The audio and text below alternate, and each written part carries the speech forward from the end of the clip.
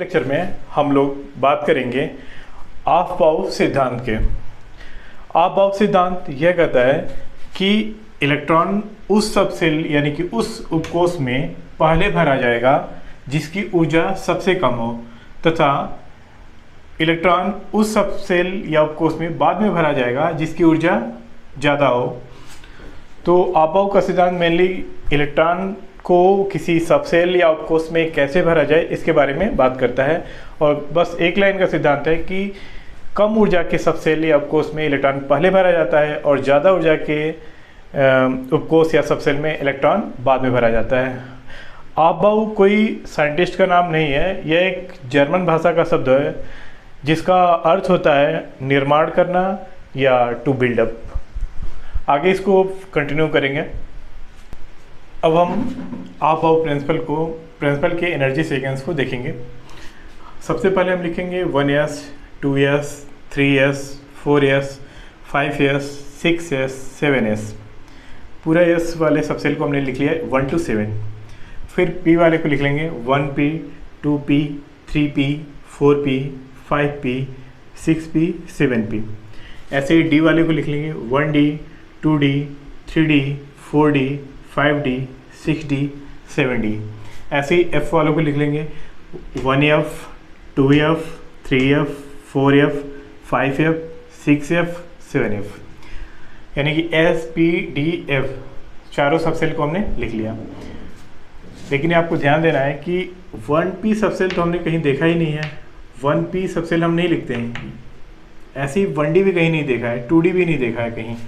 ऐसे ही 1f, 2f, 3f तो कोई दिखता ही नहीं है। आपको बस एक लाइन में समझना है कि केवल वही सबसेल एग्जिस्ट करते हैं जिनमें n की वैल्यू l से ज़्यादा हो।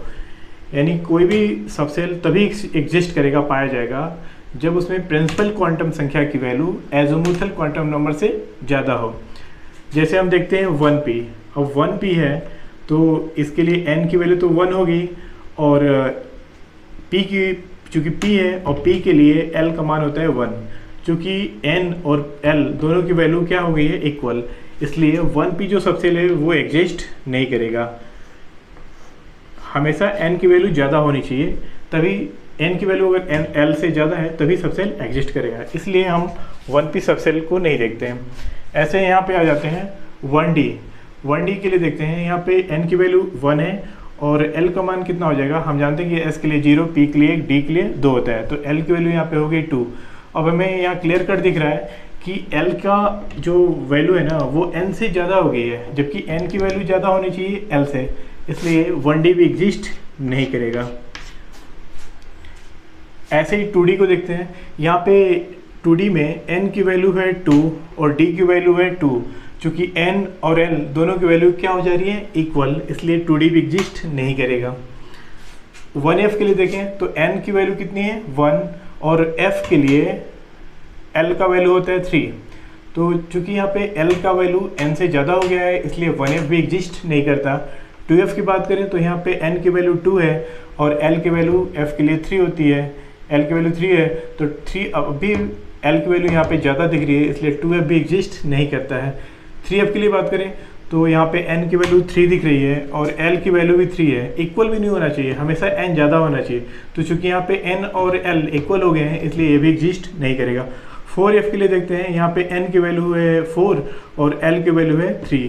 n की वैल्यू l की वैल्यू से ज़्यादा है, इसलिए ये एग्जिस्ट करेगा। तो इस डायग्राम में जो भी सबसेल को हमने गोले के अंदर रखा है वे सारे एग्जिस्ट नहीं करते हैं, और उनके एग्जिस्ट न करने के पीछे केवल एक रीज़न है कि उनमें n का वैल्यू या l की वैल्यू से कम है। यानी कि l का वैल्यू या तो ज़्यादा हो गई है या फिर इक्वल हो गई है n के, इसलिए ये लोग एग्जिस्ट नहीं करते हैं। एग्जिस्ट केवल वही करेगा जिसमें n का मान l के मान से ज़्यादा है। तो इस तरह से हमने कुछ सबसेल्स को लिख लिया। अब इसको हम एरो मारते हैं, जैसे पहले एरो ऐसे काट दिया, दूसरी एरो ये गई, तीसरी एरो ऐसे जाएगी, चौथी एरो ऐसे जाएगी, पांचवी एरो काटेंगे मारेंगे तो ऐसे जाएगी, छठी एरो ऐसे गई, सातवीं एरो ऐसे गई, आठवीं एरो ऐसे गई। अब हम एनर्जी का ऑर्डर लिखेंगे। सबसे पहले इलेक्ट्रॉन जाएगा 1s में, क्योंकि इसकी एनर्जी सबसे कम है। उसके बाद जाएगा में हम लोग अबाव प्रिंसिपल के एनर्जी सीक्वेंस को देखेंगे। एस सब सेल, पी सब सेल, डी सब सेल और एफ सब सेल की बात हम पहले भी कर चुके हैं।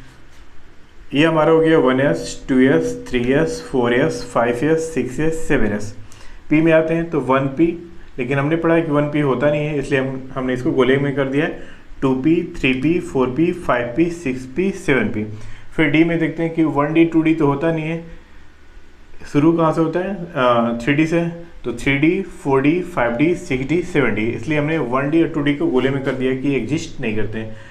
फिर आते हैं एफ में, तो 1f, 2f, 3f, ये तीनों तो होते नहीं हैं, होता है कौन 4f, 5f, 6f, 7f। तो इस तरह से हमने एस, पी, डी, एफ सब सेल्स को देख लिया और कौन कौन से सब सेल एग्जिस्ट नहीं करेंगे उनकी भी बात कर लिया। अब हम एरो मारते हैं, तो पहली एरो हमारा जाएगी 1s को काटेगी, दूसरी एरो 2s को काटेगी, तीसरी एरो 3s और 2p को काटेगी, चौथी एरो 4s, 3p को काटेगी, पांचवी एरो 5s, 4p, 3d को काटेगी, छठी 6s, 5p, 4d को काटेगी और सातवीं 7s, 6p, 5d, 4f को काटेगी। तो इस तरह से हम डिफरेंट एरो बनाएंगे। तो यहाँ से दिख रहा है कि जो सबसे कम ऊर्जा का सब सेल है वो हमारे फर्स्ट वाले एरो में आ रहा है 1s। 1s के बाद जो 1s से जो ज़्यादा एनर्जी होगा वो किसका होगा 2s का होगा, क्योंकि ये 1p तो एग्जिस्ट ही नहीं करेगा, तो 1p खत्म। तो 1s के बाद आ गया नंबर 2s का, 2s के बाद नंबर आएगा किसका, अब इधर से शुरू करेंगे थर्ड एरो में आएंगे, तो 1d तो पाया नहीं जाता, तो 2p, उसके बाद 3s, उसके बाद फिर आएंगे थर्ड एरो में, तो 1f भी एग्जिस्ट नहीं करता, 2d भी एग्जिस्ट नहीं करता, तो नंबर आ जाएगी किसकी 3p की, 3p, उसके बाद आएगा 4s, 4s के बाद फिर आएगा 2f एग्जिस्ट नहीं करता, तो आ जाएगा 3d, फिर आएगा 4p, फिर आएगा 5s, उसके बाद 3f तो एग्जिस्ट नहीं करता, तो आएगा 4d, 5p, 6s, उसके बाद 4f, 5d, 6p, 7s, 5f, 6d, 7p। इस तरह से डिफरेंट एनर्जी के सेकेंड्स को हम लिख लेंगे। तो यही था हमारा अबाव प्रिंसिपल, जिसपे हमने मेनली फोकस किया कि 1p, 1d, 2d, 1f, 2f, 3f ये लोग क्यों नहीं आते हैं, क्योंकि ये लोग एग्जिस्ट ही नहीं करते हैं। तो बाकी जो बच गए उनको हमने एनर्जी के सीक्वेंस में लिख लिया। तो ये हमारा मेनली एनर्जी सीक्वेंस हो गया, ऊर्जा का ऑर्डर हो गया इलेक्ट्रॉन के फिलिंग के लिए। ओके।